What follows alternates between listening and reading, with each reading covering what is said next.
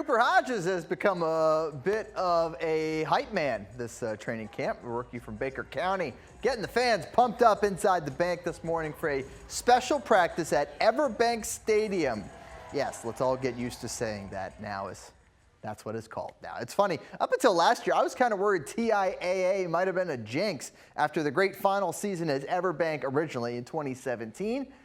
But fear not, for those who are superstitious, or even those who are just a little bit stitious, it is now back to EverBank, so we're good. Welcome in to Action Sports Jax Primetime, a little change of pace day for the Jacksonville Jaguars. I'm Stuart Weber. The reason for the change of scenery, well, the fans. Every one of the practices over at the MEC has been jam-packed to the capacity of 2,000 wonderfully shaded seats. Shout out to the Miller Electric Center. Today's session, however, featured over 10,000 tickets distributed per the team, as everybody wanted to get a look at what this team's going to do this fall. Also, consider this, the only home preseason game is the last one for many of these fans, because it's their final chance to see Trevor and the first teamers till the home opener on September the 17th. Plenty of chances to see Action Sports Jax over the next month as we cover camp like no one else can. Sports Director Brent Martineau leading off our team coverage with his look at the big storylines from Saturday morning.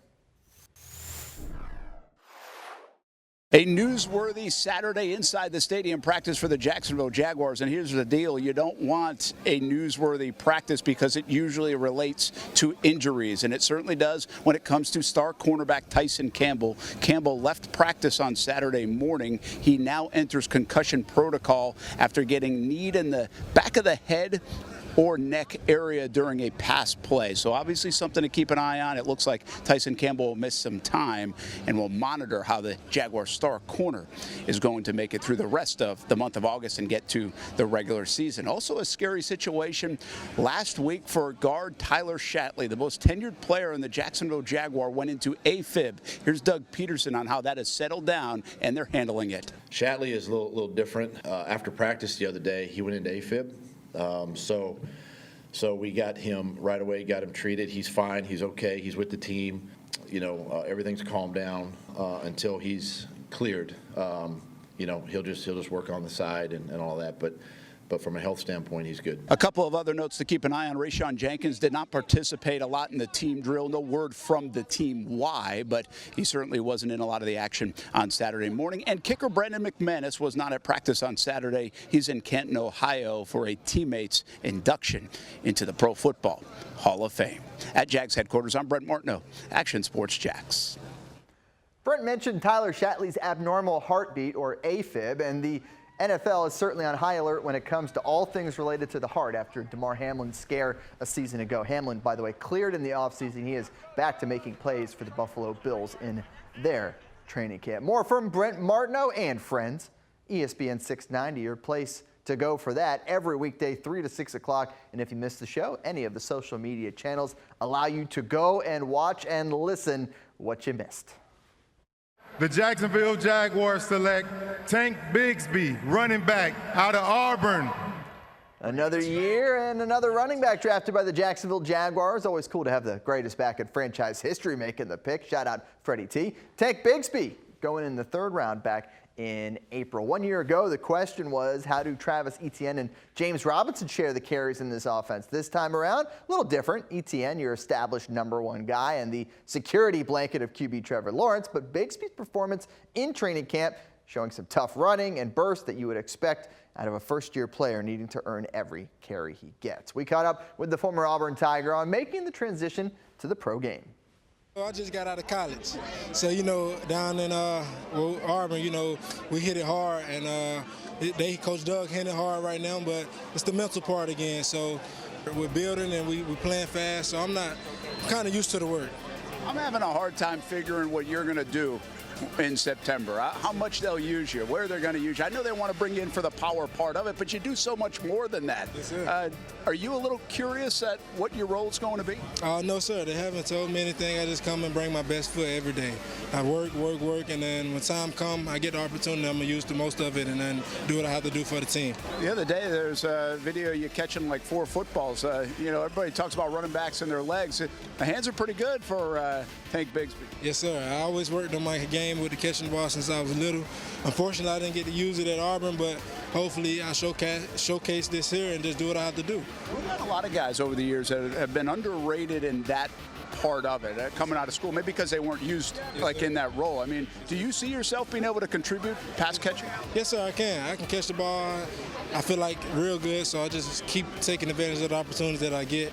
And if they put me in, I have to take advantage of it.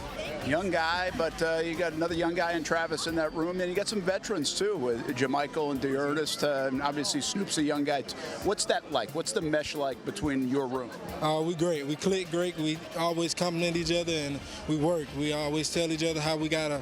When we see something, we can fix it. We just work together, and we always stick together. So that's the plan. When you see this offense and what it can be, and what you guys have answers in that playbook for it, does it get you excited? Yes, sir. It get me real excited. The way Coach Preston get all the guys around on the field and get on the ball, his playmakers, and he just how smart he is. Coach Doug, those guys, Coach Phil, the run game, it's crazy. Like, we got some real great coaches and intelligent people around. What have you learned the most since you stepped foot in the NFL? Always finish. Always finish, no matter what you do. You mess up, finish. You do it right, finish. Finish, finish, finish, finish. You got a football game a week from today. Yes, sir. Smile just got a little bigger. Is that pretty cool? What will that be like? What's your vision of that? Have you had a chance to think about that going to play Dallas next Saturday? I thought about it since I got on this field. Every day, training camp, I've been thinking about that game. You know, just my first game ever in the NFL. I'm looking forward to it, to go out there and compete and work my butt off. I'm looking forward to it. Good stuff there from Tank. The top of the depth chart when it comes to wide receiver, pretty well established, right? Calvin Ridley replacing Marvin Jones, and you join Christian Kirk and Zay Jones as your reliable 1-2-3 punch. And Jamal Agnew providing limitless options on how you can use his skill set. That combined with the pass-catching tight end in Evan Ingram, and you got plenty to be excited about when it comes to the passing game. Beyond those veteran targets, well, that is to be determined largely by the rest of this training camp and the preseason games. Coaches will need to make some tough decisions when it comes to the 5th, 6th, perhaps 7th wideout on the roster. Action Sports Jax Marcel Robinson has more on the guys standing out so far to the coaching staff.